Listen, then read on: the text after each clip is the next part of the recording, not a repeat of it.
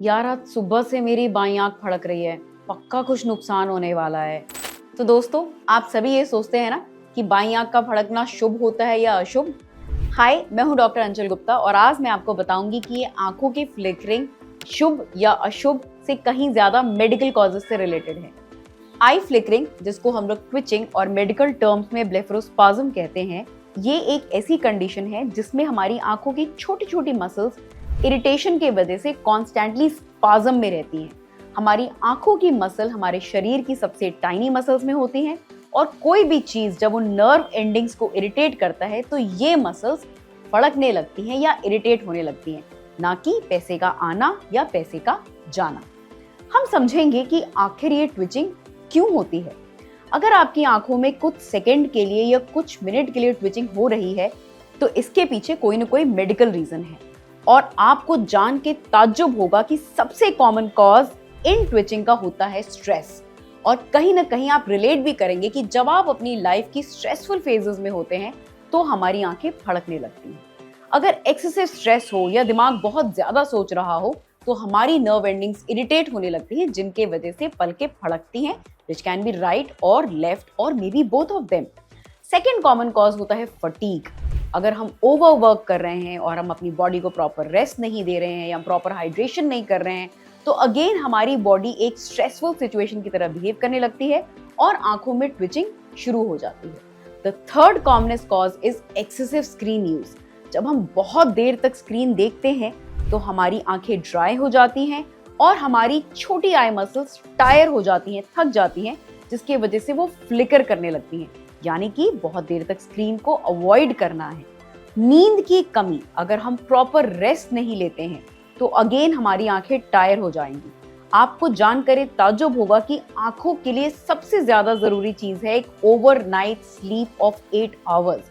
अगर आप चाहते हैं कि आपकी आंखों की टियर फिल्म और मसल्स हेल्दी रहें तो ओवरनाइट सोना बहुत जरूरी है and sleep deprivation can also cause such kind of twitchings।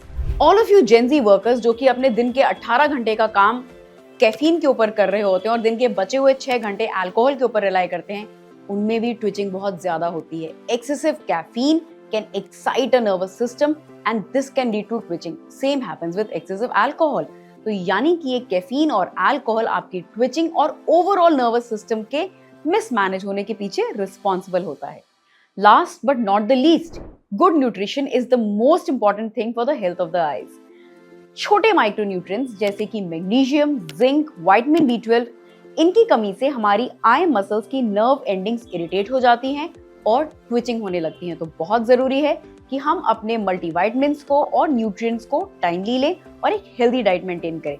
So all in all one has to keep in mind कि excessive coffee, excessive stress, sleep deprivation and loss of micronutrients and obviously fatigue is the major reason behind this twitching and not loss of money or gain of money।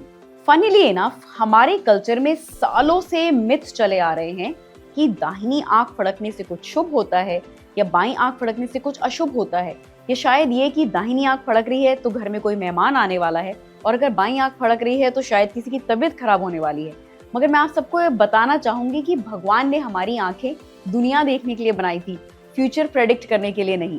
तो मैं आप सबको ये बताना चाहूंगी कि ऐसी मिथ्स के चक्कर में नहीं पड़ेंगे और जो सही फैक्ट्स हैं वो खुद भी जानेंगे और अपने दोस्तों से भी शेयर करेंगे।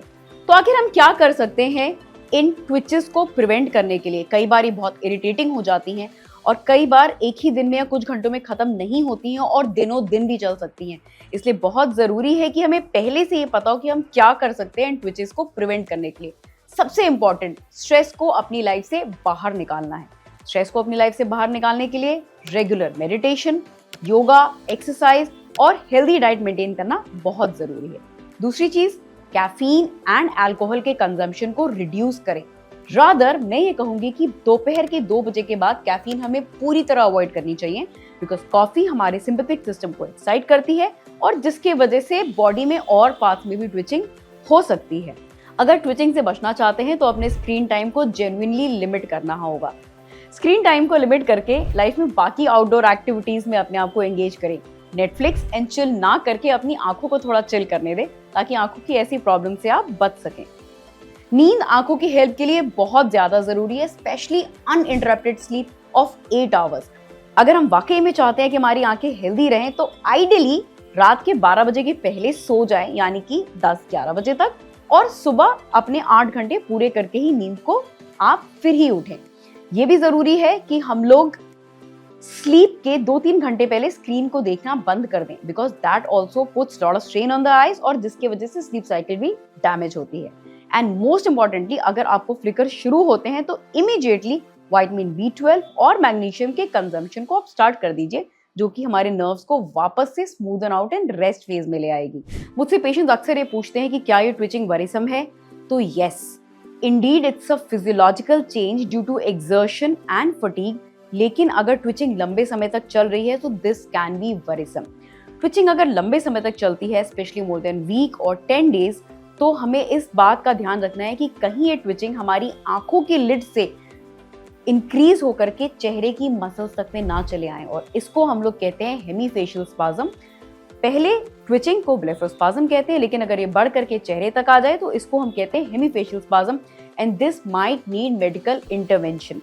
But the good news is कि मेडिकल इंटरवेंशन ऐसा भी नहीं है जो बहुत ज्यादा स्कैरी हो या बहुत ज्यादा डिफिकल्ट हो। मोस्टली सही समय पे दवाइयां स्टार्ट करके, पर्टिकुलरली विटामिन B12 की टैबलेट, और अगर आपका विटामिन B12 150 से कम है तो विटामिन B12 के इंजेक्शंस। इन सम केसेस अगर उसके बावजूद कंट्रोल नहीं हो रहा तो हम बोटॉक्स के इंजेक्शंस लगा सकते हैं, और टाइमली बोटॉक्स के इंजेक्शन लगाने से ये ट्विचिंग सबसाइड कर जाती है। आजकल कुछ नई दवाइयां जैसे कि ट्रिप्टोमर का भी रोल पाया गया है, जिनसे इन ट्विचिंग को कंट्रोल में किया जा सकता है। All in all, it's important to understand that yes, twitching can be physiological, but yes, अगर ट्विचिंग ज्यादा हो रही है तो इसको पैसे आना या पैसे जाना ना सोच करके इसका हम लोग सही समय पे इलाज कराएं। बोटॉक्स इंजेक्शन ब्लेफरोस्पाज्म और हेमीफेशियल स्पाज्म के लिए बहुत कॉमनली यूज होते हैं। तो अगर आप ये सोचते हैं कि बोटॉक्स इंजेक्शन सिर्फ आपकी आंखों की रिंकल्स और सुंदरता के लिए है, तो लेट मी टेल यू, ये सिर्फ आपके रिंकल्स को रोकने के लिए नहीं है, ये आपकी आंखों में होने वाले डांस को भी रोकने के लिए है। बाय द वे, यस, अगर आप फ्लिकर से सफर कर रहे हैं और आप सोच रहे हैं कि कुछ नेचुरल रेमेडीज, क्योंकि आप सबका फेवरेट काम है गूगल पे जाके टाइप करना कि नेचुरल रेमेडीज क्या है, तो मैं आपका काम आसान कर देती हूँ। कुछ नेचुरल रेमेडीज जिससे आप फ्लिकर को टाइमली कंट्रोल कर सकते हैं वो ये हैं, ऑब्वियसली अपनी आंखों को रेस्ट देना, अपने स्क्रीन टाइम को रिमार्केबली कट डाउन कर देना। आप ये नोटिस करेंगे कि अगर 1 या 2 दिन के लिए हम स्क्रीन को बिल्कुल कट डाउन कर दें तो फ्लिकर खुद से सेटल हो जाते हैं। आंखों में वार्म कॉम्प्रेस करना, किसी हैंड टॉवल को प्रेस से गर्म करके या किसी हैंड टॉवल को तवे पे सेक करके अगर हम अपनी आंखों को कॉम्प्रेस करते हैं तो वो इंस्टेंटली ट्विचिंग में रिलीज देती है। एंड मोस्ट इंपॉर्टेंटली, अपने हाइड्रेशन को एडिक्वेट रखना और प्रॉपर स्लीप लेना, ये कुछ इंस्टेंट नेचुरल मेथड्स है जो आप कर सकते हैं अपनी ट्विचिंग को खत्म करने के लिए।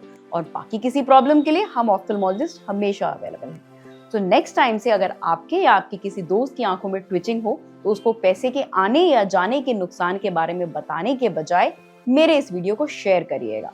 और अगर आपको ये वीडियो अच्छा लगा, एंड ऑब्वियसली आप सबके लिए जरूरी भी है, then do like, share and subscribe, and yes, don't forget to press the bell icon because all your eyes deserve a shiny A+, not a blurry B.